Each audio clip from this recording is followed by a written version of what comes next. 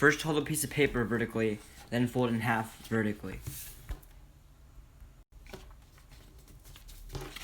Now that the piece of paper is in a new rectangle, fold it in half horizontally and then unfold.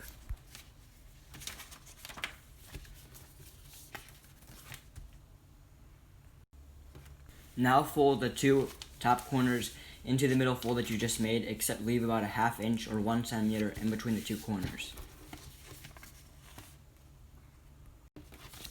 Now fold the bottom corners into the top triangle like that, and then do it on the other side also.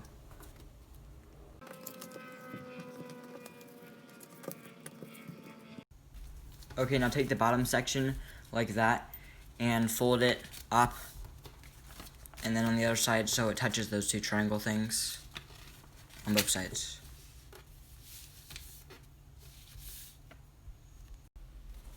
Okay, I completely forgot to do this step. That's why those folds are there, but ignore those. So anyway, you're going to look at this bottom open area right there, and you're going to push those two corner pieces together and then twist it over to the side like that.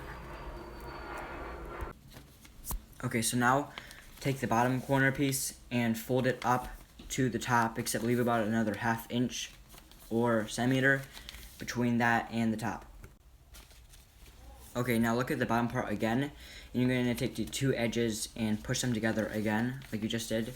Fold it over to the side, and now you see these two triangle pieces attached to the main body, like that. You're going to pull on those so it's super tight, and the entire thing is going to come together, and all you have to do is just crease at the bottom and unfold, and then you're done.